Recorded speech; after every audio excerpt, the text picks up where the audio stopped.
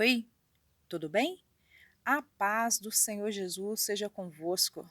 Este é o dia que o Senhor fez, e em todos os dias Deus tem uma palavra para vir de encontro ao meu e ao seu coração.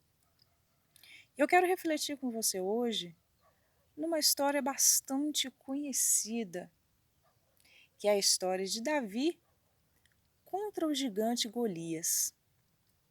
Uma história que nos traz muitos ensinamentos.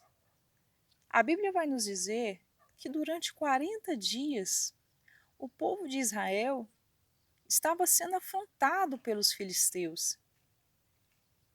O gigante Golias estava amedrontando todos os israelitas, que não estavam tendo coragem de enfrentar aquele gigante, de enfrentar o problema, de enfrentar a situação.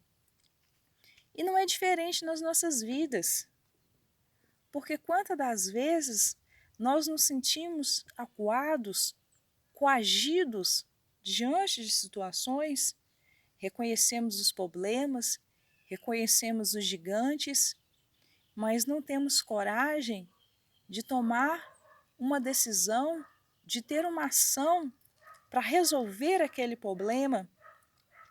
Às vezes sabemos do problema que está havendo no casamento, mas não temos coragem de conversar com o esposo ou a esposa para resolver determinada situação. Às vezes reconhecemos o problema que está acontecendo com os filhos.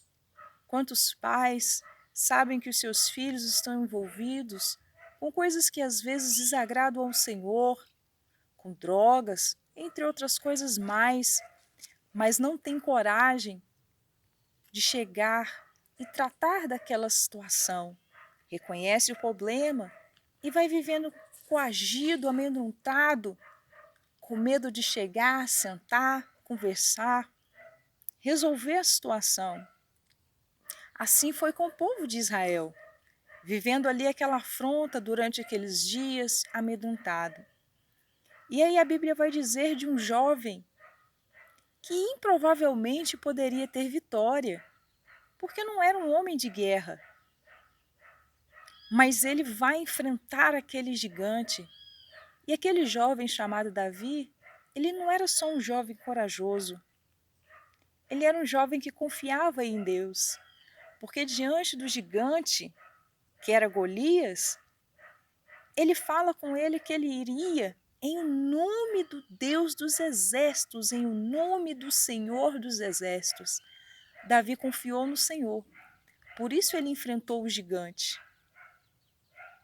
Por isso, por meio da vida dele, a vitória chegou para o povo de Israel que estava sofrendo aquela afronta.